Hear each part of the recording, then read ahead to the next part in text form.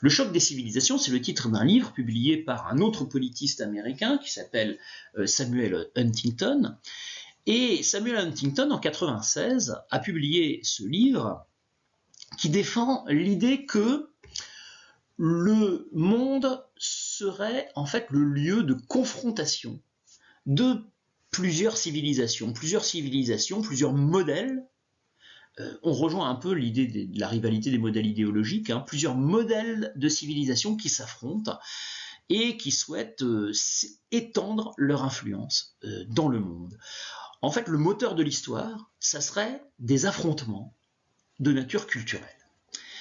On est passé en fait, sous la guerre froide, d'une rivalité idéologique à, après 91, une lutte entre civilisations.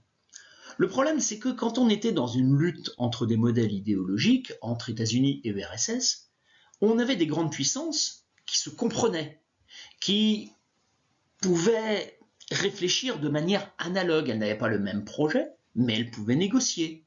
Elles ne souhaitaient pas la même chose, mais on peut dire qu'elles le souhaitaient de la même façon. Elles concevaient l'organisation d'un État à peu près de la même façon. Elles concevaient les relations internationales et la diplomatie à peu près de la même façon. C'est moins vrai avec des civilisations.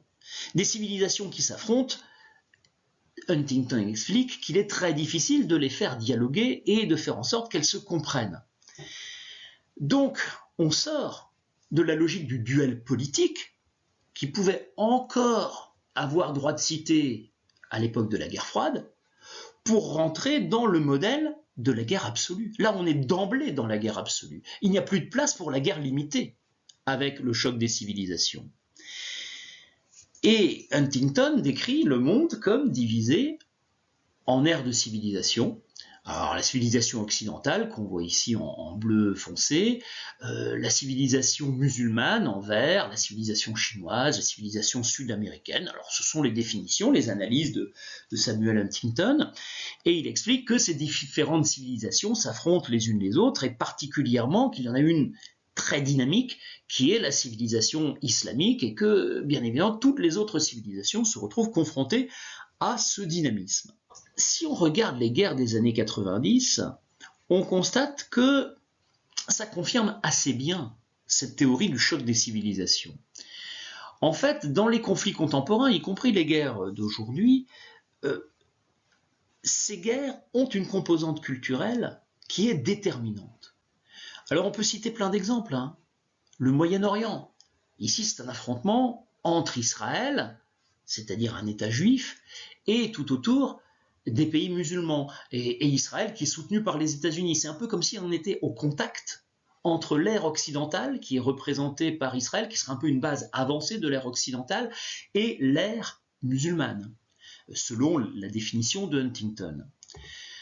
Si on prend le cas de la Yougoslavie, qui connaît une guerre abominable entre 1991 et 1999, et bien là aussi, on est au contact entre trois aires de civilisation, entre l'ère orthodoxe avec la Serbie, l'ère occidentale avec la Croatie et l'ère musulmane avec la Bosnie. Aux Philippines, le sud des Philippines musulmans, le nord des Philippines chrétiens. On est au contact entre deux aires de civilisation. Le Sahel, qui aujourd'hui est en crise profonde, on est là aussi au contact entre deux aires de civilisation, l'ère africaine et l'ère musulmane. Le conflit Inde-Pakistan, entre l'ère indienne et l'ère musulmane, encore une fois.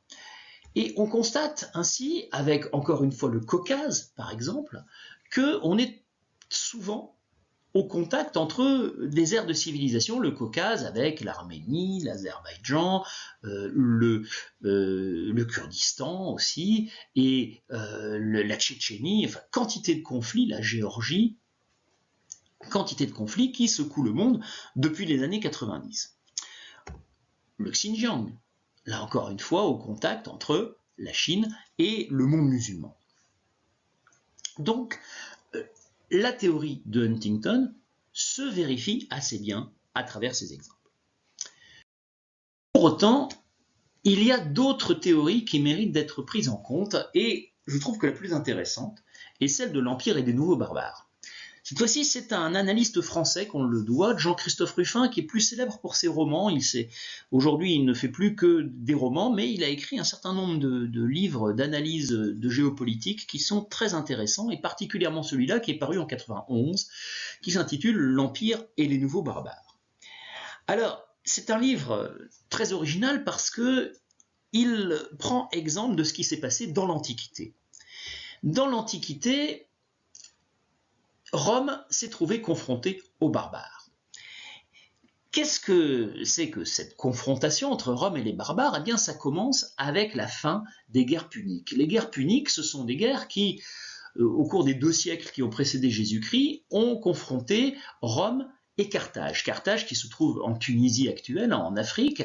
Rome et Carthage étaient en fait les 2 grandes puissances qui se disputaient la domination de la Méditerranée.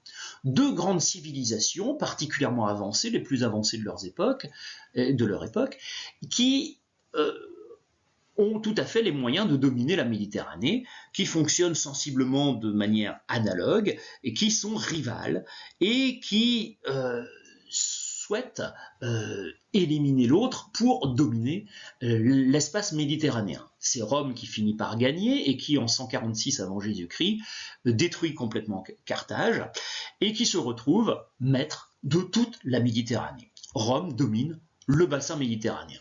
L'Empire a gagné, Rome devient un empire, et Rome n'a plus d'ennemis. Rome n'a plus d'ennemis, quoique désormais, Rome a beaucoup d'ennemis. Rome n'a plus un ennemi.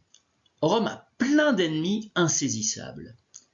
Rome avait jusque-là un ennemi clair, c'était Carthage. Avec Carthage, on pouvait négocier, on pouvait signer des traités, on pouvait faire du commerce. Il y a eu des décennies de paix entre Rome et Carthage. Il n'y a pas eu que des guerres. Avec Carthage, il y avait une sorte de guerre froide, au fond, comme entre les États-Unis et l'URSS, mais ça n'empêchait qu'on pouvait discuter, et on pouvait échanger, on pouvait négocier. Avec les autres ennemis de Rome, désormais ça devient plus difficile. Les Germains, les Sarmates, les Guaramantes, les Maures, les Numides, etc. sont des peuples qui ne fonctionnent pas du tout de la même façon que Rome, des peuples avec lesquels on ne peut pas négocier. C'est cette image célèbre du prologue du film Gladiator de Ridley Scott qui met en scène un affrontement dans les années 140 après Jésus-Christ, à l'apogée de la civilisation romaine, lorsque Rome domine toute la Méditerranée. Eh bien, Rome combat contre des Germains, et lorsqu'on leur envoie un ambassadeur, il renvoie l'ambassadeur sans sa tête. Or, un ambassadeur, ça se respecte. On ne tue pas un ambassadeur, c'est sacré, il bénéficie d'une immunité. Oui, quand on discute entre gens civilisés. Eh bien, désormais, Rome se retrouve face à ceux qu'ils appellent les barbares. Et les barbares sont particulièrement inquiétants, parce que on ne les contrôle pas, on ne les comprend pas. Alors, dans l'Empire, règne la paix, c'est la paix romaine, la Pax Romana. Dans l'Empire, on a développé l'économie, on a construit des voies romaines, on circule assez facilement d'un bout à l'autre de l'Empire, et tout est réglé, organisé, policé, avec des règles communes. Il n'y a plus de guerre.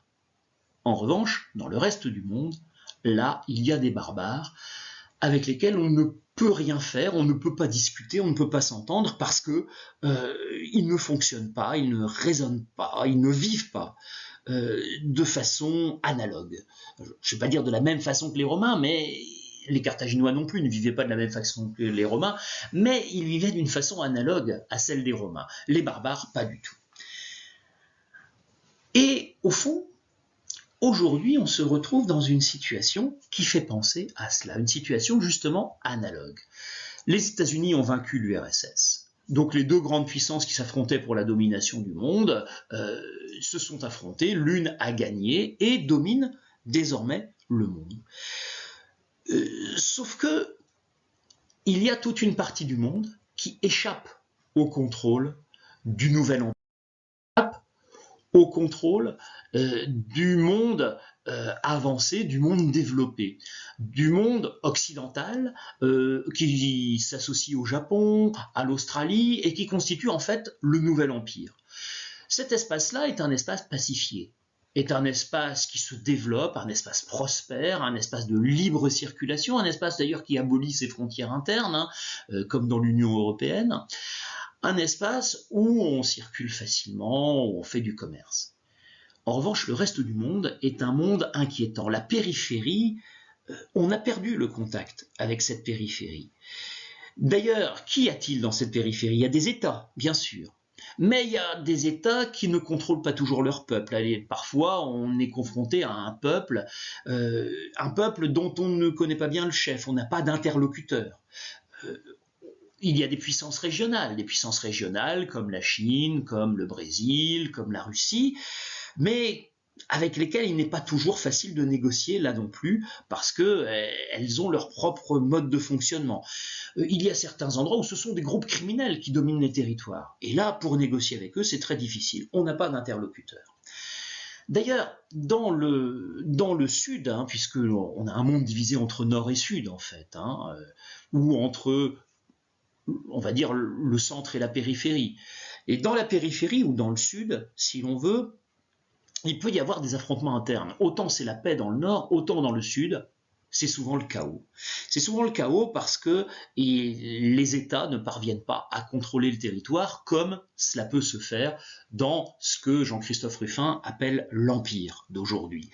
L'exemple, je ne vais pas dire le meilleur exemple, le pire exemple, c'est celui du génocide rwandais en 1994. On est au fin fond de l'Afrique subsaharienne et se passe un génocide auquel personne ne comprend rien et face auquel les Occidentaux ne peuvent rien faire. En fait, la seule priorité des armées occidentales sur place, parce qu'il y a des casques bleus qui ont été envoyés par les Nations Unies, et la seule priorité en fait des puissances militaires et diplomatiques sur place, c'est d'organiser l'évacuation des Occidentaux qui vivent au Rwanda.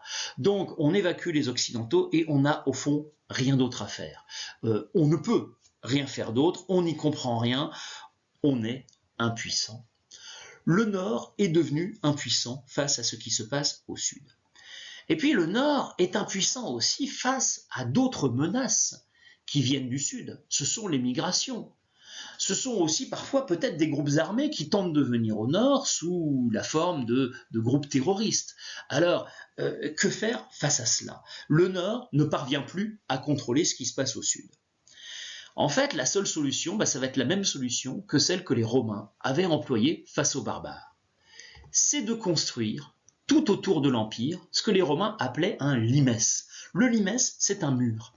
On en voit des vestiges aujourd'hui, le mur des Romains, le limes romain, on en trouve des vestiges aujourd'hui par exemple en Écosse, ce qu'on appelle le mur d'Adrien, qui a été construit par l'empereur Adrien au IIe siècle après Jésus-Christ, il existe toujours. Les Romains ont construit un mur autour de l'Empire. En fait, c'est la seule chose qu'ils peuvent faire face aux barbares. On ne peut pas négocier, on ne peut pas s'entendre, eh bien on va construire un mur pour se protéger des barbares.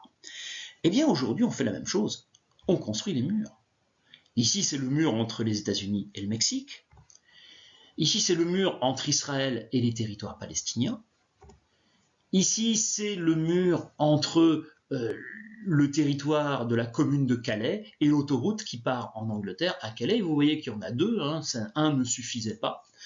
Donc, on construit un limes, nous aussi. C'est ce qu'on appelle la barriérisation. Il y a des murs physiques. La priorité pour le Nord, pour l'Occident, pour les pays développés, pour le centre, en fait pour ce que Jean-Christophe Ruffin appelle l'Empire, on donne plusieurs noms à cet espace protégé, développé et pacifié. La priorité pour l'Empire, c'est de se couper de la périphérie, de se couper du Sud, de se couper de ce que Jean-Christophe Ruffin appelle le monde barbare. Et de se couper de cette périphérie et de ne plus y mettre les pieds. Alors bien sûr, il y a des lieux dans la périphérie avec lesquels on conserve des relations. Par exemple, s'il y a des ressources naturelles qui nous intéressent dans ces lieux-là. Le meilleur exemple, c'est le Koweït en 91, qu'on a libéré avec force moyens, alors qu'il fait partie de cet espace duquel on voudrait se couper, ou l'Irak en 2003. Ce sont deux producteurs importants de pétrole, et dans ces endroits-là, évidemment, on souhaite parvenir à conserver une influence importante. En fait, d'une manière générale, on ne garde avec le Sud, avec la périphérie, avec ce que Jean-Christophe Ruffin appelle le monde barbare, on ne garde que les relations qui nous sont nécessaires. Et pour le reste, on se coupe.